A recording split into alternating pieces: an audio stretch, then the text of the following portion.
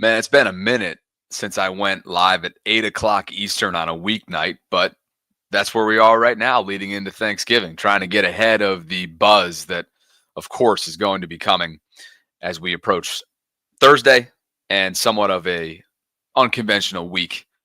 It's week 13 of this NFL regular season. I am here in upstate New York, as I have been the last couple days, gearing up for the holiday, gearing up for family time, and, of course, Ravens and Eagles, which is coming up on Sunday inside the bank. I will be back at the Be More Around Town tailgate pregame, as always, for that one. It's a 4:25 kickoff inside M&T Bank Stadium. With that, welcome inside the channel. I'm Bobby Trosset. As always, this is where I bring you Baltimore sports and beyond, and tonight's live stream is brought to you by Primary Residential Mortgage. More on them in just a bit. Colin Cowherd trolled his coworker, his colleague, and, of course, known Chiefs apologist Nick Wright on behalf of and in support of Lamar Jackson. We're going to have that and a whole lot more, including an update on Daniel Jones and the perceived interest there in becoming a Baltimore Raven now that he is officially an unrestricted free agent.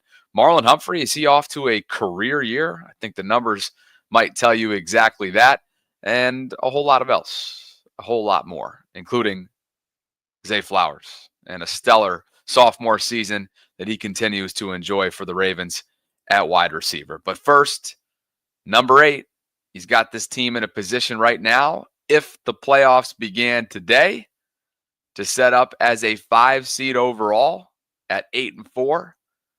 That would be a road game against the Houston Texans. Kansas City and Detroit would be your top overall seeds in their respective conferences. The Chargers and Steelers would match up in a 6 versus 3 seed matchup. Denver and Buffalo would be the 7-2. Over on the NFC side of things, Minnesota and Atlanta would be the 5-4. Green Bay and Seattle would be 6-3. And Washington and Philadelphia would be 7-2. Again, that is as of right now, if the postseason were to begin today or to begin tomorrow. And it doesn't. We're still a month and a half away. The Ravens in good position, took care of business last night, of course, in Los Angeles. 30-23 victors. And now they're a half game out for first place in the AFC North, still trailing the Pittsburgh Steelers with a lot of football left to be played. And there's a lot of football left to be played for the MV3 candidacy that Lamar continues to be a front runner for. Look at the rankings among quarterbacks this season entering week 13. He is first in a slew of categories that matter. Passer rating, passing touchdowns, passing yards, rushing yards, total touchdowns, and total yards. He has been electric. This is year 7 for him in the league, year 6 as a full-time starter. And, of course, year 2 with Todd Monken, which is completely unlocked and brought Lamar to a new level. And we certainly knew that new level was possible, but Todd's just opened up the box. Lamar has 5 games with a passer rating of 135 or higher this season. The rest of the quarterbacks league-wide have 17 combined. You see that top 10 piece of jewelry he was rocking in his post-game interview? Zay Flowers threw that on him, make sure he was blinged out.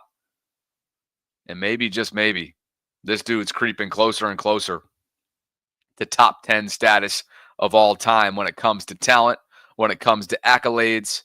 And, of course, we know what that resume is lacking. He's chasing that coveted, elusive Super Bowl trophy, that Lombardi trophy. And maybe, just maybe, as a wild card team, depending on how things shake out down the stretch, the Ravens will be better suited to do so and chase after that. Aside from typically that top overall seed that they will occupy in 2 of the last, 4 seasons, 2019 and 2023, and we all remember how those campaigns ended. Here's where Lamar stands right now, league-wide in terms of passing yards. 3,053, tops Geno Smith, Joe Burrow, C.J. Stroud, and Kirk Cousins. That is your top 5. So not only is Lamar first in a slew of categories that matter. But this dude is an accomplished passer. He is a prolific passer. And he's showing you why week in and week out. A completion percentage last night of 72.7, 2 touchdowns, and a passer rating of 126.5. And oh, by the way, if you were wondering, is that electricity, that entertainment, that one-of-one kind of on-field behavior, is that still around? Oh, yeah, it is. And we saw that here on his first quarter or second quarter touchdown run, where he gave this defender that little hezzy that we saw back in the day in high school in Boynton Beach, South Florida.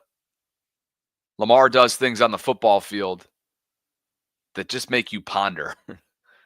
You ponder so many different things. It was a game that Lamar has honestly grown accustomed to experiencing on Monday Night Football. He's now 7-2 under the primetime lights throughout his career. And that's just on Monday night. All in all, primetime, he's 20-5. That's the best winning percentage of any quarterback since the modern NFL era, since the NFL merger. He's thrown 30 total touchdowns and just 3 picks. Not one of those picks were his fault. He finished with an average time to throw of 3.43 seconds against the Chargers. That's the third longest this season. This is a player who operates with such a sense of calm, such a sense of confidence, short memory confidence, and the way they continue to overcome some of the self-inflicted wounds that this team has continued to commit penalty-wise week in and week out, I think is probably the most impressive part of this entire operation. The Ravens are the most penalized team, both in penalties committed and the yards that those penalties have negated league-wide through 12 weeks of football, and yet this is the top scoring offense. 364 total points. That tops Detroit, Washington, Buffalo, Tampa, Cincinnati, and Philly for the top 7 in terms of NFL points leaders entering Week 13. And number 8's at the forefront of all of it. MV3 frontrunner for sure. Don't let anybody else tell you differently.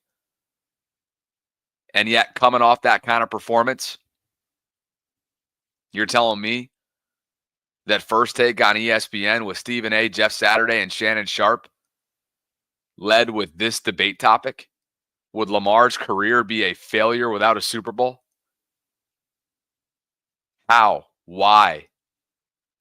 Why is this the topic of conversation the day after a stellar Monday night performance? And given his standards and some of the other games that he's put on tape this year, I actually wouldn't call it stellar.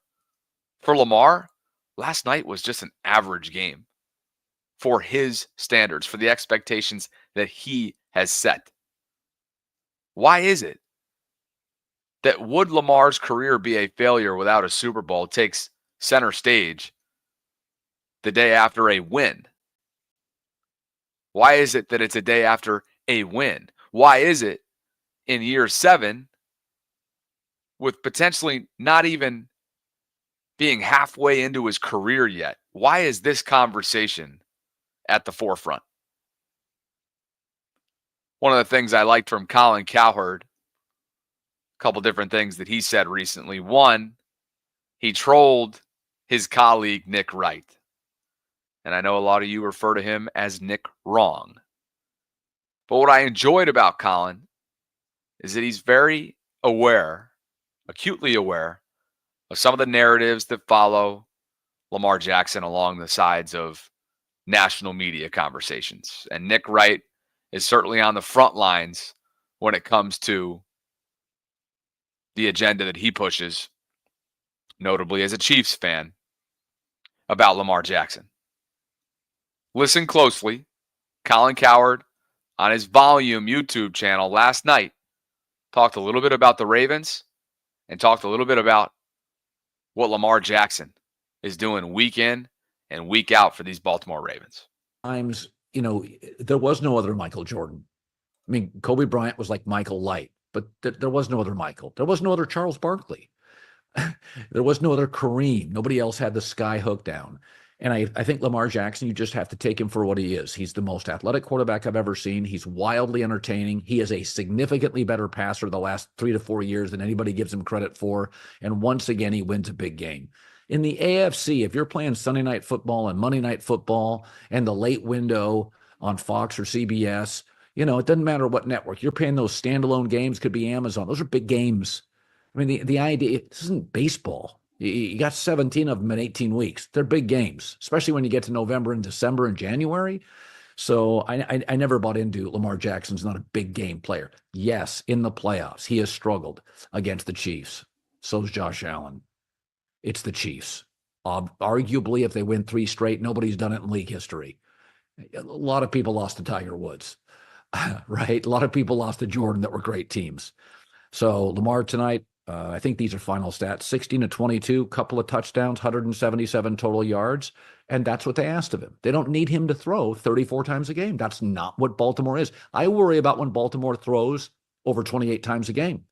They get away from their identity. Tonight, ran the ball. Lamar made, as usual, big throws when he had to. Big throw over the top. Great on third down. But I don't know how anybody can watch Lamar Jackson and not think he is one of the top 5 quarterbacks in the NFL. Everybody's got different gifts.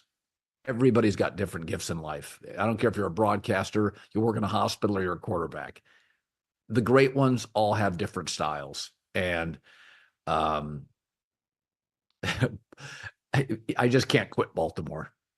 Owner, front office, coach, quarterback. They've added playmakers last couple of years.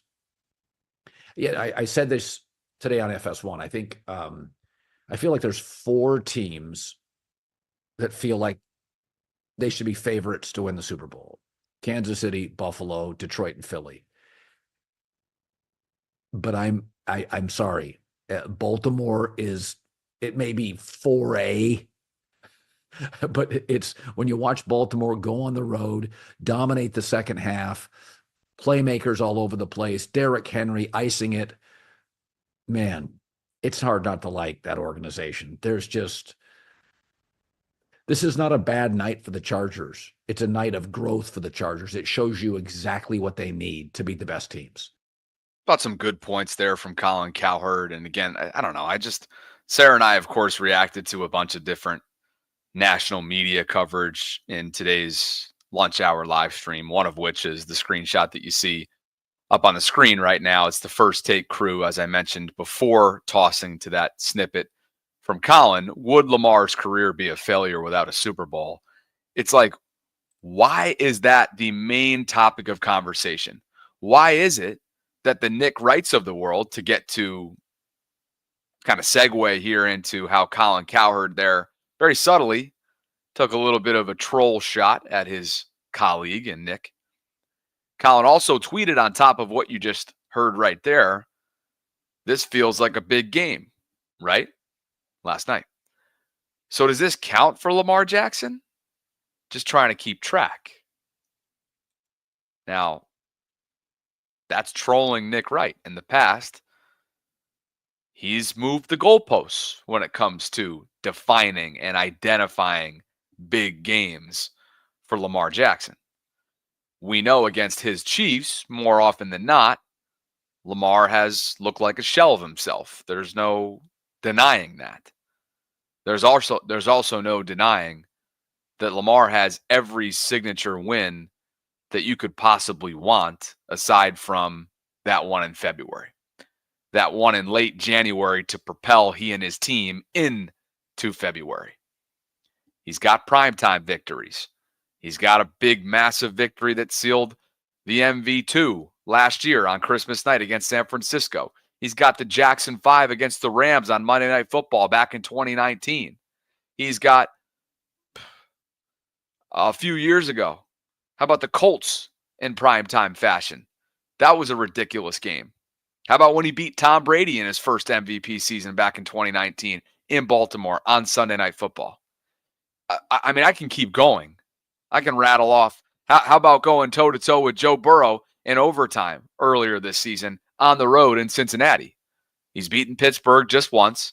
He's beaten Kansas City just once. Those are the two teams that have been toughest and some stiff competition. They have had Lamar's number. Mike Tomlin has had John Harbaugh's number. Andy Reid has had John Harbaugh and Lamar Jackson's numbers. But the resume speaks for itself, and that's why I'm always perplexed as to why a guy like Nick Wright can find any way possible under the sun to move the goalposts when it comes to the coverage for Lamar Jackson. Now, I read you the tweet from Colin. Didn't tag anybody. It was a sub tweet, if you will. This feels like a big game, right? So does this count for Lamar? Just trying to keep track, he writes. Well, guess who was keeping track of Colin's timeline? One Nick Wright. And he wasn't very pleased. It's a touch high, and I'd like to talk about this for a moment because I understand the Ravens, media cycle. It goes like this.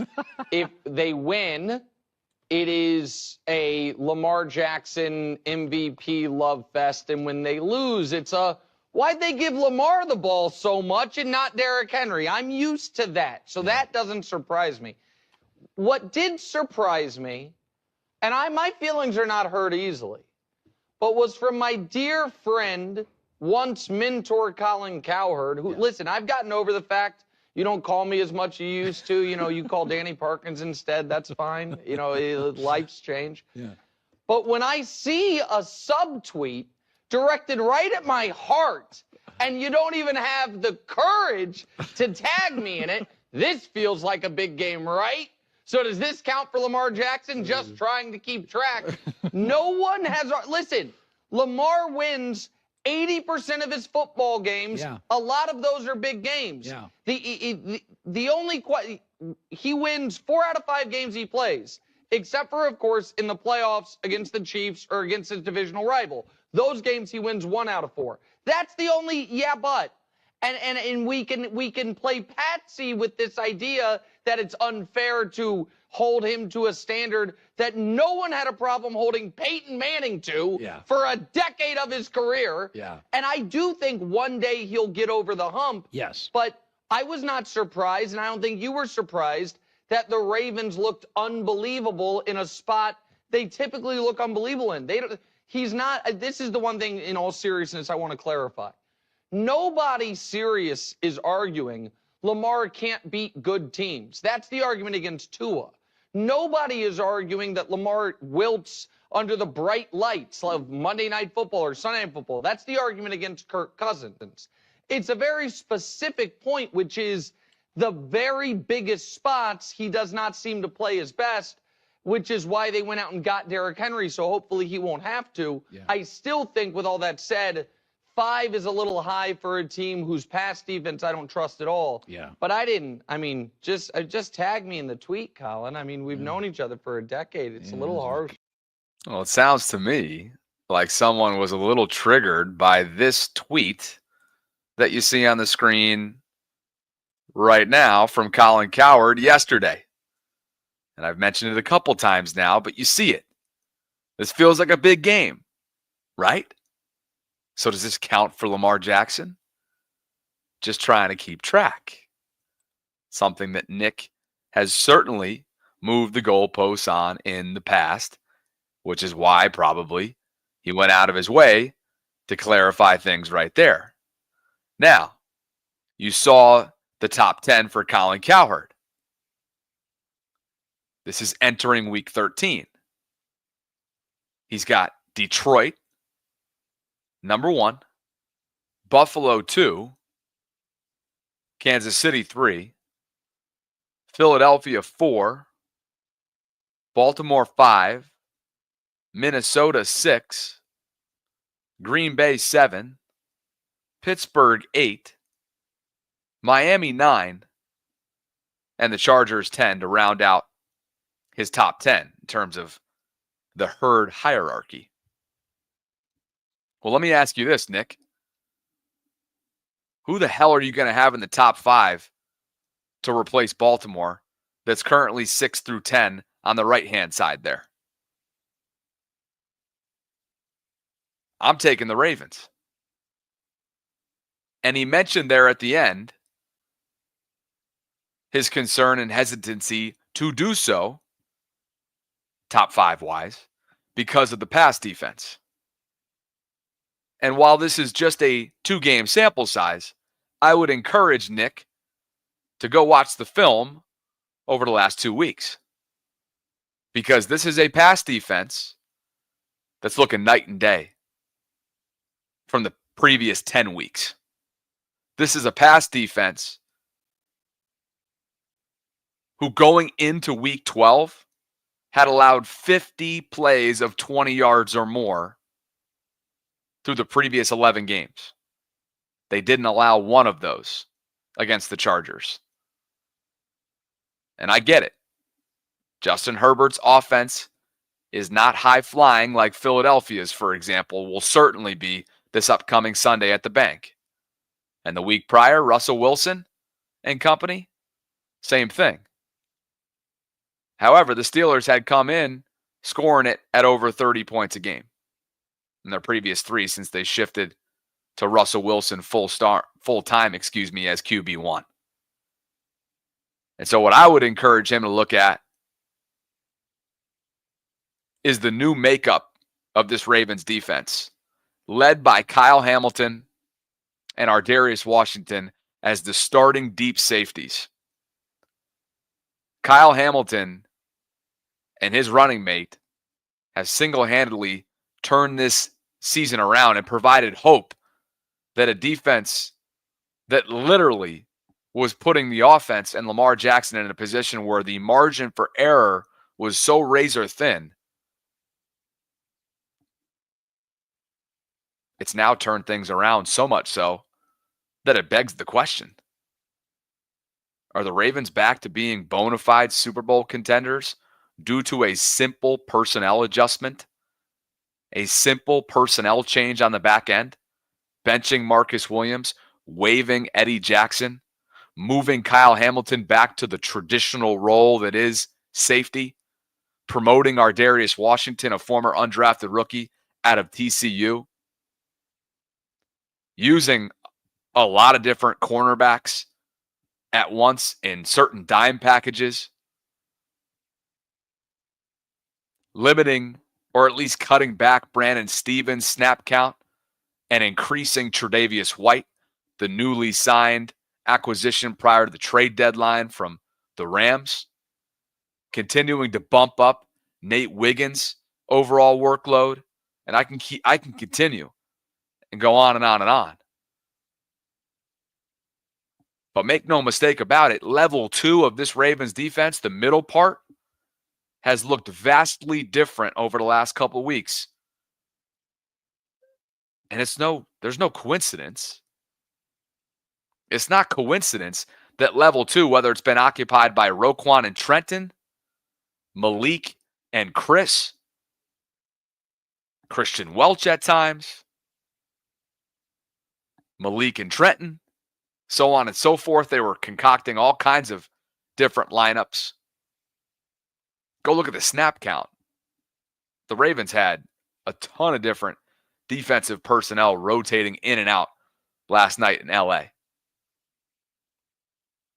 And then it ended up walking away, of course, on the right side of week 12, 30-23, 8-4 now with a victory over Jim Harbaugh and the Los Angeles Chargers. But I'll tell you this right now. Based on what beat reporters had to share from their vantage point, their bird's eye view of Roquan Smith's pregame workout last night, and he was ultimately ruled inactive with that hamstring. It went for 20, 25 minutes, Jeff Zrebiec noted. Kind of indicates that Roquan's going to be back. And I would not be surprised if he's back come Sunday. And don't forget what follows Sunday after Philadelphia. It's a bye week. Roquan needs that. Travis Jones needs that. Lamar, of course, needs that.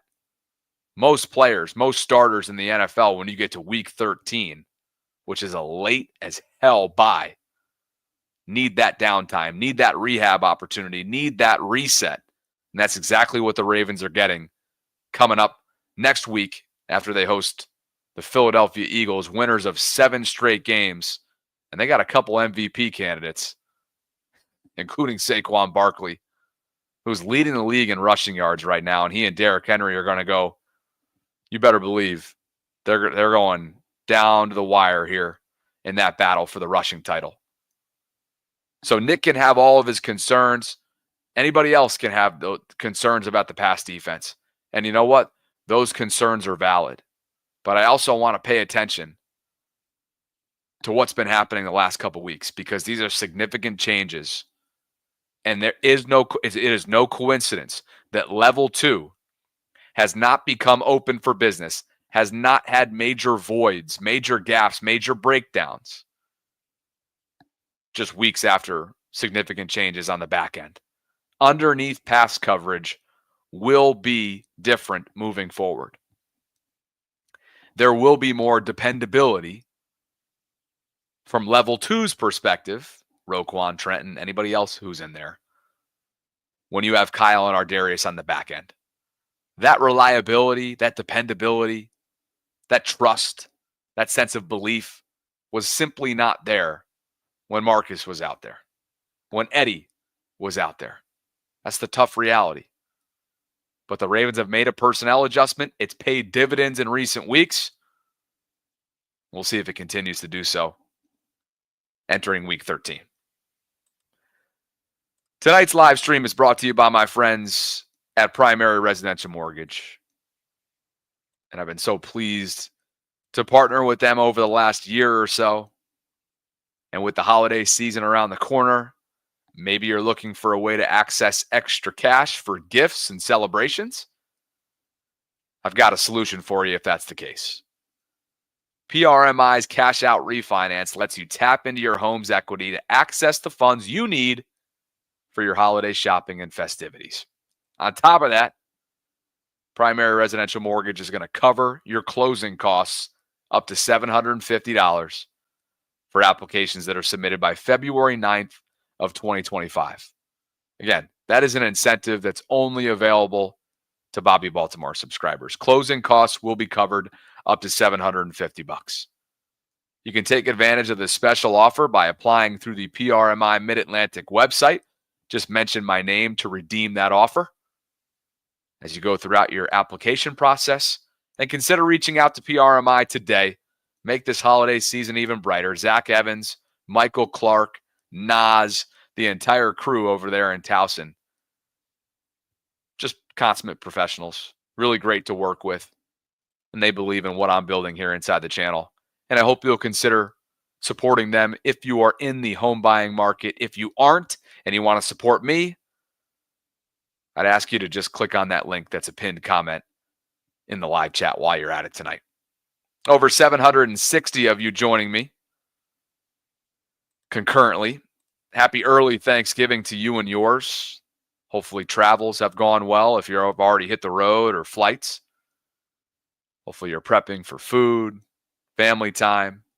I know it can also be a bittersweet time of year as well, especially with those who have lost loved ones or currently are dealing with illness, battling different diseases, you name it. It's a tough time of year for everybody. I know that. I feel that. I've experienced that in the past. Just know that I'm thinking about you guys. Happy Thanksgiving to you and yours. Holly, I saw your message at the top of the live chat. I see you're en route to Tennessee. Safe travels to you and your family. Tila, all the OGs, Chef, Julian, everybody, I appreciate you guys for being here tonight. Please like the video if you haven't already done so. Hit that notification bell so you can be notified of when I'm dropping my daily live content. And subscribe. Coming up on 24,000 subscriptions.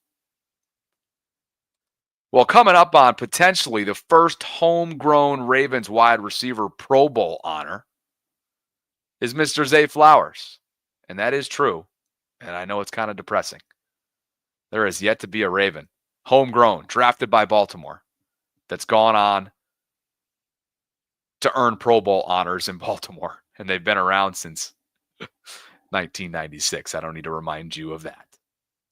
But right now, entering week 13, Zay Flowers is a bona fide top 5 wide receiver, statistically speaking, with 789 receiving yards to be exact. That's 5th on this list. Jamar Chase, of course, leads the pack with over 1,000. Justin Jefferson, 939 below Jamar. CD and Terry McLaurin. I gotta tell you, I'm so genuinely happy for Scary Terry in Washington. What a year he's had with Jaden Daniels. Obviously, they lost in heartbreaking fashion to Dallas over the weekend. But that's a consummate professional right there. But the big picture here, big takeaway, is that Zay Flowers is having an exceptional sophomore season. Whether it's in the screen game, whether it's in the vertical passing attack, whether it's blocking, Zay in number 4 brings an infectious energy, a motor, a scent of explosiveness, and an element of speed that the Ravens rarely have at the wide receiver position to that extent. The type of speed that he possesses allows you to do what both he and Justice Hill did last night. Run away, turn a corner, goodbye. Justice took it 51 yards to the house. Zay, a nice game for him as well, including that 22-yard burst, some street ball as well with Lamar on the move. You know that Zay is always going to be around the football. He's always going to be relentless in his route running and his improvisation skills. Something that he and Lamar have naturally, very similarly to the way Mark Andrews and Lamar have always performed together within this offense. Jacob Gibbs, courtesy of the Fantasy Points Data account on X, tallied up the wide receivers, creating multiple steps of separation on the highest percentage of routes in 2024. Well, guess who's the king separator? Or at least the number 2 king on this list. That's number 4. That's Zay Flowers. Again, wide receivers creating multiple steps of separation on the highest percentage of routes in 2024. Zay is so silky smooth. He's got that wiggle. He's got that twitchiness. He's got that explosiveness. The speed is through the roof. But the silkiness with which he runs his routes, much like Rashad Bateman, right? These guys are technicians. Rashad has always been viewed as a route running technician, and that was certainly seen on multiple occasions last night from number 7. The two of them combined for 7 total catches, well over 100 yards, a touchdown for Bate, and that long of 40 from Lamar. Zay had 5 for 62. He was targeted 8 times. Bate, 2 for 43, targeted 3 times. This is an offense that any given day can beat you in a variety of ways. And Zay and Rashad have both shown patience. And as Dan Orlovsky says, Lamar's shown much more than just patience as the point guard of this offense. From the Ravens offense last night. Trust and belief. This is a development pattern by this Ravens offense really over the course of a couple years. And I think we saw another step of it last night is Lamar trusting and believing that some of the other guys are going to make some plays. If you think about those 2 touchdown passes, the one to Bateman and one to Mark Andrews, they're not open. And Lamar, I don't believe, throws those balls often in the past, specifically in tight, big football games. But he gives those guys chances to go make plays. And credit Rashad Bateman, who I mentioned, he's had a couple drops, goes and makes an unbelievably challenging catch. And then Mark Andrews, he's a guy that he's had a rapport with for a bunch, but it's still in those moments, trusting and believing that those guys are going to make those plays. That's just another thing where you see that growth in development in not only Lamar, but the whole offense as a group. He's so patient. I know he's been a little hesitant, a little bit reluctant at times to take those chunk runs, a little bit inaccurate at times in recent weeks, airmailing footballs. But Lamar makes plays when it counts. and he's entrusting the playmakers around him. Emos hits me with a super chat tonight. Don't forget Bateman. I'll never forget Rashad, especially the year that he's putting together. It's a career year for Rashad. The Ravens decided to extend him. They declined his fifth-year option, as we all know, this past offseason. That's paying dividends right now and aging very, very well in the early going. Kush Renata says Cowboys are less biased to the Eagles than Nick times the Ravens. Kush Renata also writes, don't worry, once the Ravens can win a Super Bowl and beat Kansas City times 2 in the playoffs, Stephen A. and the rest will be kissing Lamar's backside like they do with Mahomes. Kush Renata also writes, if that defense can just hold up, keep teams under 18 points, Lamar can give us a chance to win. This offense can move the ball, and Henry is a true closer. Thank you for the super chats, Kush Renata. Thank you for the super chat, Emos. And Kush Renata pushed me directly, perfectly segueing into my next topic of conversation, which is about the King, who, my oh my, continues to put together closing-like performances. And this is getting awfully compelling down the stretch here in terms of top rushers and that coveted rushing title that Derrick and Saquon are chasing after right now. Saquon, after a monster Week 12, leads the way with 1,392 rushing yards. The King just south of him at 1,325.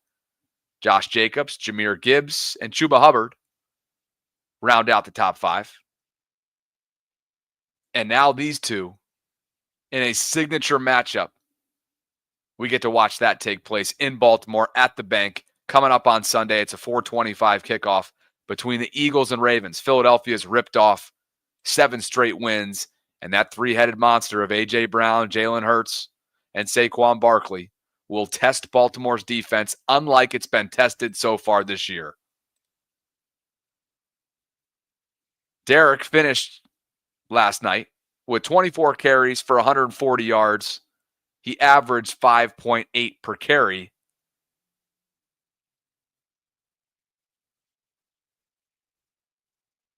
He's now over 1,200 yards for the season. And as Jonas Schaefer notes, he's notching a bunch of different incentives here. He may have signed for a true bargain given what he's given the Ravens. 2 years, $16 million on day 2 of free agency. But look at what he's done right now. The productivity has allowed him to trigger several incentives in his contract thus far, with maybe more on the way. $500,000, 13 total touchdowns. $500,000, 15 total touchdowns. $500,000, 1,200 rushing yards. Bang, bang, bang. Can he hit the 1,500 rushing yards number? Time will tell. But again, right now he sits at 1,325, and we're entering week 13, of course. Of those 140 rushing yards, you want to know how many of them were after contact? 113. This dude runs with a viciousness, a violence, a tenacity that's second to none. And when he gets to level 2, good night. Just ask the 2 players that he stiff-armed on back-to-back moments, back-to-back seconds on the same play last night. He's unlocked a different element of this Ravens offense. And instead of having one closer, the Ravens have 2 closers. And while the King had a solid game, failed to reach the end zone because of a penalty, by the way, which snapped his streak of 11 games with at least one since coming to Baltimore. Khalil Mack, the star pass rusher for the Los Angeles Chargers, who's an all-pro and one of one himself, had some interesting post-game comments about the King and his matchup with the King. You didn't hear Mack's name all that much. Khalil finished with just 4 tackles, 3 of which were solo and a quarterback hit. And here he is with reporters talking about number 22 postgame. Derrick Henry gets going like that, obviously their first touchdown drive, he gets 44 yards rushing, he kind of gets some momentum. Like, how difficult is it to slow him down after he kind of gets rolling like that? Dang, man, I don't think it's hard to play against that guy. And hopefully we see this team again. That's all I'm kind of thinking about. What do you mean by that? Just the way I play football, I would love to play this team again. I would love to. It's, yeah. I love this game, and what we put on film today wasn't good enough. And yeah, you gotta be pissed off. There's no other way to think about it. You gotta be pissed off and getting ready for the next one. And you say, I mean, I guess what I'm saying, I mean, you say it's not hard to play against Derrick. Nah, not for me. It's not hard for me to play against that guy. He's a great player. It's gonna go viral, right? I don't. Right. No, it's not hard for me to play against that guy. I love playing against the greats, and yeah, this was no different. It's not hard, but it's still a challenge. Absolutely. Absolutely. When I say hard, I mean in the sense of playing against him. If I'm on the field, I know if he come to my side, I got him. You know what I mean? Yeah, I got you. Yeah. Khalil Mack, some expanded comments there on his matchup, of course, last night with Derrick Henry. And the full comments, as you just listened to. Quote, I don't think it's hard to play against that guy, and hopefully we see this team again. The way I play football, I would love to play this team again. I would love to. It's not hard for me to play against that guy. I love playing against the greats, and this was no different. When I say hard, I mean in the sense of playing against him. If I'm on the field, I know if he comes to my side, I got him. Khalil Mack. Sometimes you just got to kind of wear it on the chin a little bit. I get it. You're a prideful guy. I get it. You got the competitive spirit of a lion. You've got the heart.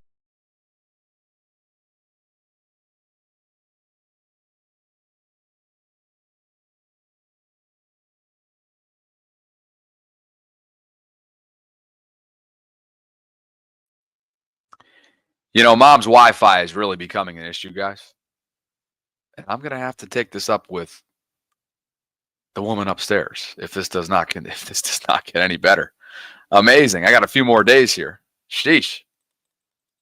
To finish that conversation on Khalil Mack, I get it. You got the competitive spirit, right, of a true champion. You've got the heart of a lion. You are one of one. You are an all-pro. But sometimes you just got to take it on the chin. And you got to tip your cap when the opponent is number 22, who is a bona fide problem for any team that he plays at any given time.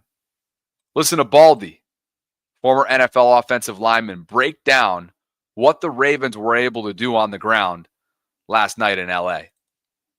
Came in with number one ranked defense in the NFL, but they hadn't seen a running attack like the Ravens. They haven't seen an attack that features Lamar, Ricard as the lead blocker, and Derrick Henry. And it was a problem, even against an 8-man front. Like, here you are. Like, you're going to get this right here. You're going to seal, and you're going to get some power. And you're going to get a crease right there. Now Derrick Henry's in the open field. And nobody really wants to tackle him and take him head on. So he drags you for 19 yards. Now, here you go. All right, these are all 1st and 10 runs right here. Let's see what we got right now.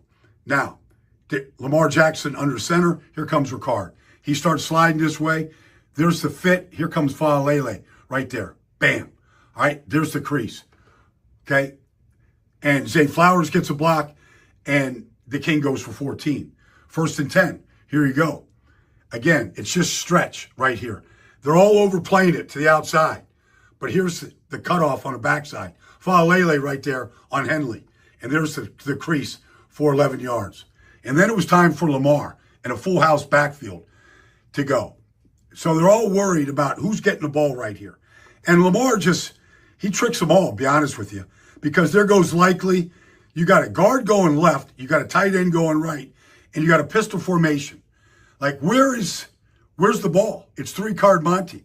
And Lamar takes a step up, and that's all he needs. Now he's got speed to the edge. All right, good outrun Henley right there. And then finally, you get this play here, where it's a 17-16 game. All right, it's 4th and 1. All right, the Chargers aren't lined up. They're not ready. And here they come. All right, power. There's Falele again. All right, and there goes the King for 27 yards. All right, and then this final. Like, this is 23-16 game. It's 3rd and 3. Watch what the fake does right here with Lamar and what it does to everybody thinks Lamar's getting the ball. Like, they're all overplaying it. They think he's keeping it. And he reads it perfectly, and he gives it to Hill. Now he's into the alley in the moving sidewalk. Flowers just gets a little chip. And 5 years ago, when Justice Hill was coming out of Oklahoma State, he was the fastest back in the draft. And that speed, the longest run of his career right there. Yes, it was. 51 to the house proved to be the difference and the game-sealing play for the Ravens last night. Justice finishes with 4 carries for 55 yards, that touchdown, and a long of 51. That'll help out the average. That'll help out the statistics. But how about the way this offense is functioning right now? How about the way that Daniel Fa'alele is opening up lanes, is pulling and pulling successfully? Look, this is an offensive line that we had major concerns about just a couple months ago.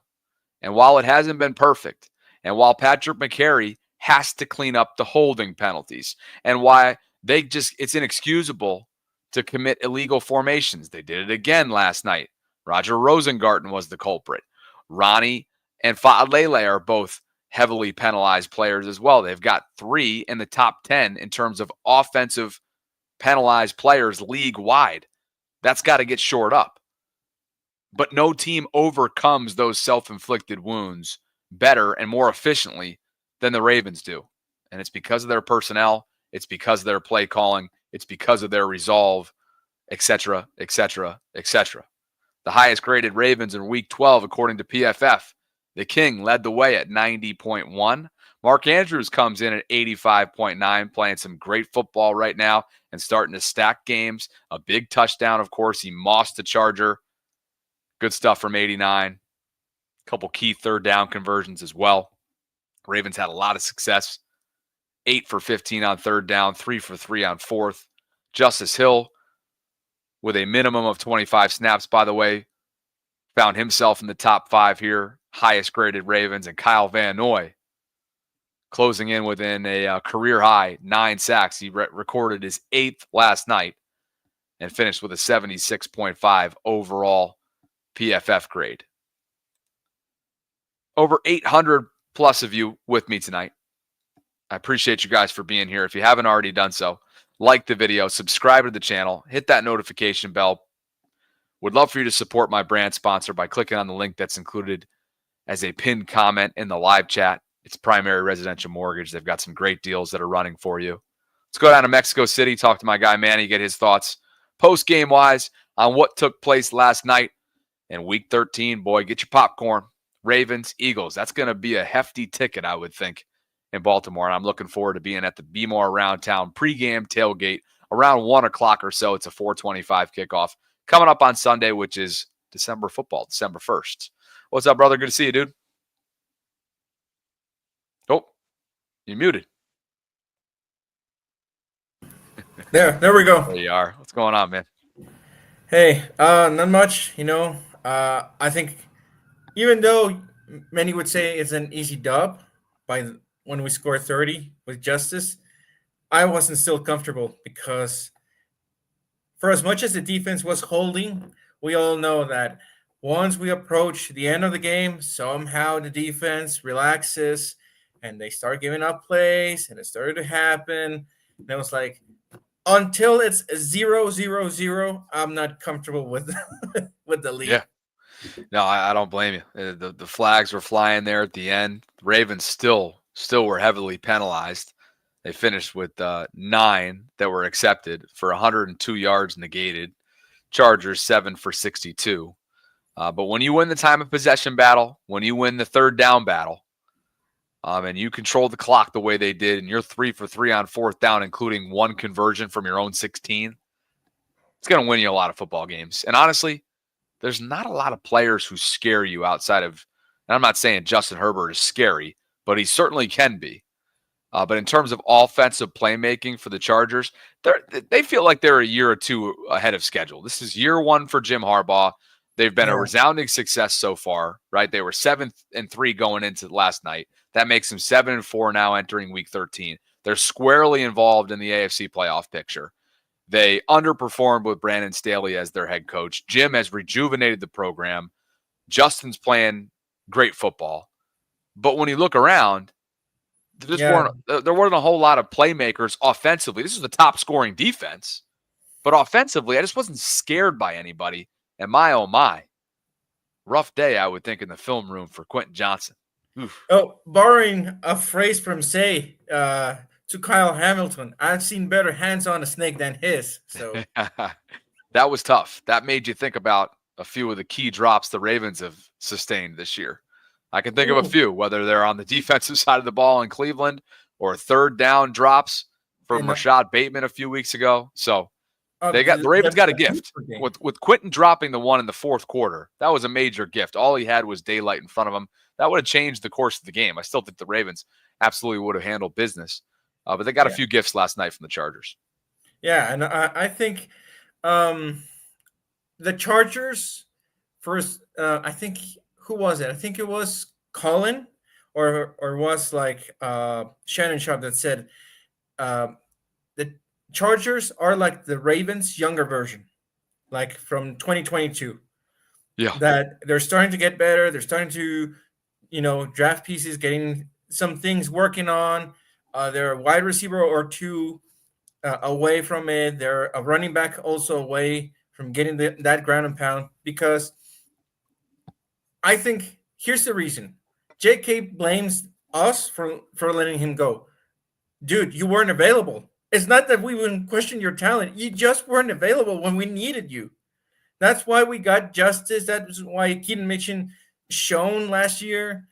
We went and get Henry because sometimes, okay, Gus Edwards is a downhill back, but against Chris Jones, against, Khalil Mack or Max Crosby, I bet those guys are more afraid of tackling Derrick Henry than Gus Edwards. So I was really bumming that, unfortunately, you saw on a national stage why the Ravens made the decision they did this offseason with JK. Yep. And to a certain extent, why they made the decision on Gus Edwards this offseason. They let both players walk. JK left with a knee injury, and Gus was a non-factor. The numbers, and by the way, JK was a factor before he went down with that knee injury. Just ask Malik Harrison, who failed to cover a gap at one point, and JK got a nice burst through the tackles. I think it was actually outside the tackles on this specific play that I'm referencing. I remember Troy Aikman did a good breakdown of essentially how Malik got caught in the wash. Yep. JK finished with 40 yards, 6 carries. He averaged 6.7, a long of 17. Gus, 9 for 11. So he did have a touchdown, but 9 for 11, that's not going to get it done, obviously. And so I think, in two different ways, Gus from just, I would say, miles on his tires, and JK, when it comes to availability, the Ravens took a gamble this offseason. And last night, while it's just one game, I think it shows you, and don't get me wrong, Dobbins is having a tremendous year. And if he stays healthy, he's a tremendous player. Yeah. But the Ravens weren't willing to gamble with that in both players, and you saw why last night. Yeah, it's like after the second quarter, no JK, so no availability on, fast plays with running backs. That was it. And we have, God forbid, Justice go down. But we got Keaton waiting. And even though I think that was PI, it was just very disguised with Deontay Johnson on that play that he got tripped. Yeah, that was tough. That was close. I was like, nah, that was a very well covered PI. But hey, we got Johnson, and if one of the wide receivers goes down, there's my dark horse. Even though he got one reception, but you saw it. He almost broke free. And if he broke free, 20 more yards. So, to Nick's point that he said, it's not that the Ravens are not Super Bowl contenders. They have the talent, but I think, in my perspective, it's more so the mentality. And it starts with the new positions that I want to try, head coach. You have to have the tough mentality to adapt, to be versatile. If they punch you in the mouth like as an everyday bully, hey, bullies can get scared once they get punched. So I think it's not about being a bully, it's about being a fighter. A fighter gets punched, kicked, grappled, get up and beat the other guy. Even if it's a close one, but it's getting up and hit again until you win it. Coach, thank you for the call tonight, my friend. Appreciate All right, Bobby. Happy Talk to you soon. Oh no, you're doing a happy Thanksgiving, but still happy Thanksgiving to everyone. Yeah, we'll have plenty more coming up this week. Happy Thanksgiving to you as well, Coach Manny, the potential new interim head coach for the Baltimore Ravens. All in good fun. Little inside joke from earlier in the week. It's not an inside joke if everybody heard it. It was part of the segment, so it's certainly not an inside joke. I think some of you probably caught that. That was when John Harbaugh was catching quite a bit of criticism. And let me tell you, there's going to be no criticism on this channel, not on the vault, and I'm sure not from a lot of you after what he did decision-making wise last night to will his team to victory and set a tone on his own 16, 4th and 1, and he trots out Mark Andrews for a tush push, courtesy, of course, with Derrick Henry and Pat Ricard, the big heavy personnel. What a moment that was. And you just wonder, how much of an impact will that singular moment have moving forward for the Ravens? Feels like a galvanizing moment. Emos says, Khalil Mack heard you, Bobby, and sacked the Wi-Fi. I don't know what the hell's going on with Mom's Wi-Fi. I'm only here for a few days. But I did spend a chunk of the summer down here. Actually, it wasn't down here in the basement. It was out on the porch. So I don't know what's going on. Come on, Mom. If you're listening, am I going to have to go on a hotspot the rest of the week? Captain Hard says, James Houston got released. Might be a nice pickup. James is a linebacker who is now a free agent. He was released by Detroit. If they're going after linebackers, that would be concerning to me, because that would say they don't feel like Roquan Smith is going to return, and I think he will this upcoming weekend. I think he was very close based on that pregame workout last night in Los Angeles.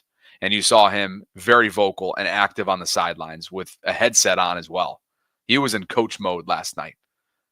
And boy, oh boy, Malik Harrison must have made him awfully proud with the performance that he put on tape last night for this team. Kendrick wants to know if there's a dog on the couch. Tilto.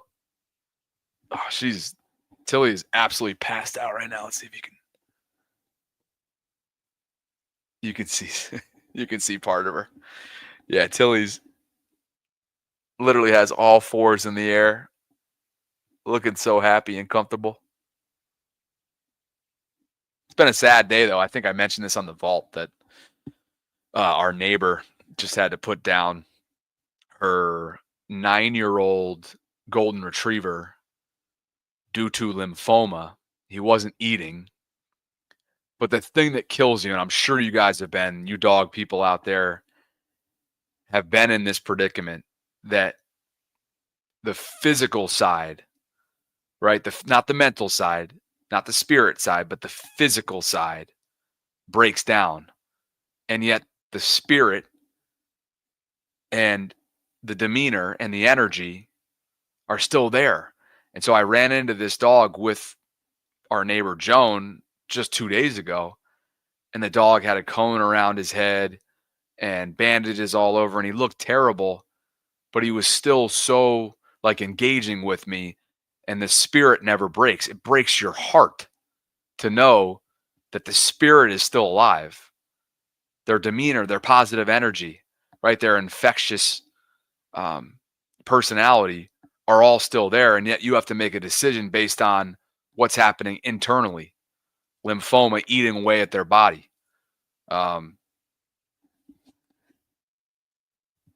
just gives me a whole new appreciation for dogs. And we did not grow up with dogs. When I left for college here, the inside joke within the family is that I was replaced by a dog, a Shih Tzu named Milo, who is no longer with us. And so I didn't grow up with a love and appreciation for dogs. I didn't not appreciate animals. I didn't not appreciate dogs, but it wasn't something that was familiar to me. And when I made that decision to foster in month 1 of the pandemic in April of 2020, little did I know then it would be literally the best decision that I've ever made and completely change me as a man. It would make me mature rapidly than I ever probably would have otherwise. I look at life differently. I have a responsibility. Of course, I'm 30, single, no kids, no mortgage. But it's given me that sense of purpose outside of the professional side, which has always been my big passion. I'm going on a total tangent right now, but these are the things I think about just today because of the gravity of the situation with our neighbor, and we had to go help. The dog was put down. We had to go help the vet transport the dog into the van. It was just the whole thing. And so, anyway, long tangent to say, yes, Tilly's right behind me. She looks comfy as shit, by the way, right now. Daniel Jones is an unrestricted free agent, and he is the former starting quarterback for the New York Giants who is looking for a new chapter, looking for a new home, and he wants to join a playoff contender, as we heard from many NFL insiders earlier this week. I'm of the belief that he would be an immediate upgrade to the primary backup quarterback position in Baltimore behind Lamar Jackson. Here is what the great Peter King has to say about this very topic. Daniel Jones would prefer to go to the Baltimore Ravens. He is not looking to stick it to the Giants to go play for somebody so he can show the Giants, see what you're missing. No.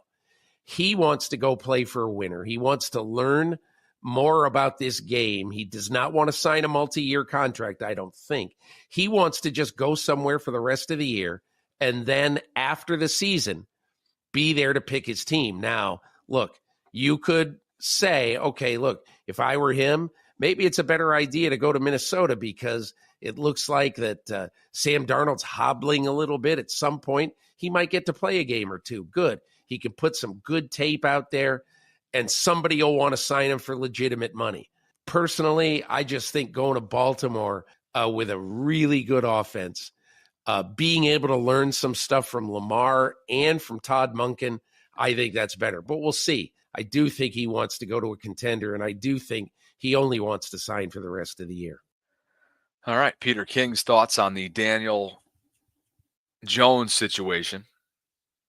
No longer a New York Giant. They totally botched that entire saga, just like the way they botched the end of the Eli Manning era. But anyway, I've already said my piece this week. I think Daniel Jones would be a fantastic addition.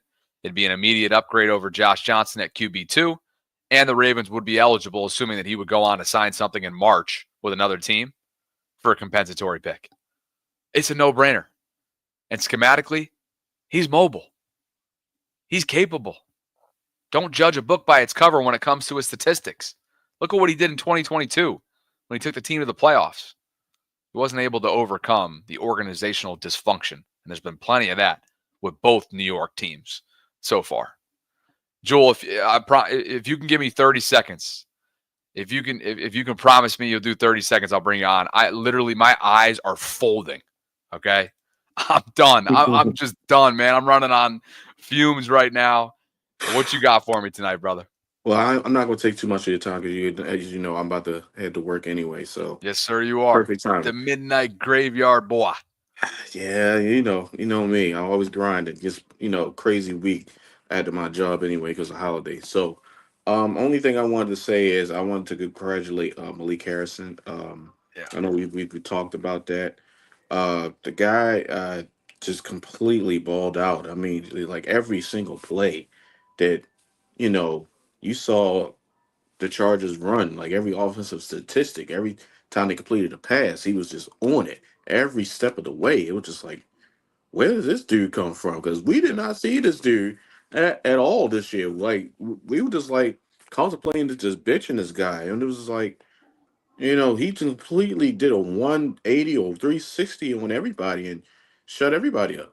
And Yes, I he just did. want to I just want to commend him on a job well done, and I hope if Roquan is able to go or not, I hope he continues this play because that surprised me because remember last I think it was last night it was a guy on I think you know who he is. He was like, Bench Harrison, I don't want to see him no more. I was laughing. I was in the chat room laughing. I was like, oh my gosh, he's right. But he's a Wait. good Just that we're on the same page, and there's no hard feelings on it. Who was this? I forgot who he had. I forgot what the guy. Was it Because somebody he's local within the content space? no, he's like I mean, you know who he is. I mean, he's very brash in what he says. I mean, I don't know his name. I forgot his name. Is he Um, on 105.7 The Fan? no, he was on. He was before me. He came on after me. He was like, "Oh, I hope anybody can follow that guy up." Oh, a And he- caller. A Yeah, it was a caller. caller. It was a Oh, I caller thought you on were here. talking about like another personality. Okay. No. It was a So caller. He yeah, said, yeah, yeah, yeah, yeah. Okay, yeah. I totally forgot who that was as well. But look, mm-hmm, Malik did what everybody wants to do in those situations. He shut everybody up, mm-hmm, and he had a game high 13 tackles, mm-hmm. 7 of which were solo. He had a tackle for loss. He played 72% of Baltimore's defensive snaps. That's on top of special teams. Right. He provided stability against the run. He has his limitations in coverage, as we saw in the opening drive. But Malik's a thumper. He's highly physical. Mm-hmm. He's a glue guy. He's been in this organization for many years. He plays inside, outside. People forget a couple years ago, I think, or maybe a year ago, on the bye week, he was shot. He was shot in Columbus. He's come Yeah. back from that. So Yeah. he's a great story. And obviously, you saw him taking his victory lap and talking his shit late last night on the plane ride back. As he He should. went on a retweeting spree. This guy said, F you all say about Malik Harrison again. And Malik was retweeting that among others. So good for him. As he should, man. I mean, when you have a game like that, 14 tackles and the highest PPF grade in a game from anybody. I mean, who the hell would expect that shit? But I gotta say I commend him on that. And I'm gonna leave with this. We got a game this week against the Eagles. Uh, biggest game of the season by far. Our toughest challenge. If we can get past that, sky's the limit for this team. Like Bill Belichick said, the only team that can beat the Ravens is themselves. That's it. No If question. they can overcome their own demons, their own self-inflicted personal problems, they can go all the way. They can be anybody in this league. I've been saying it from the get-go. So they just got to overcome that. And that's why I'll leave it at. And yeah, leave it right there. Appreciate you, man. Great stuff. Have an awesome shift tonight. And tell your sister we want her to come make her debut on this channel. Okay. You know what? I talked about. She's like, you know what? I might just do that, and you might be surprised. You might see her. So if you go on live again, I will definitely bring her on because she's fiery. She's got more fire than me. So she scares me, and I'm And guess her what? older brother. And guess what? We know. Yeah, we y'all know. seen it. Y'all seen it. So you We might know. see her. You Yeah. might see her. So I'll definitely get her on for you guys. I look forward to that. And hey, Happy Thanksgiving, Bobby. hey, just blink twice. All right, blink twice if you need to. She's not here, so I'll give Thanks, you a man. code. Have a great Thanksgiving, bro. I'm sure I'll talk to you later in the week. All right, Bobby. Thanks, man. All right. As always, I appreciate you guys for being here.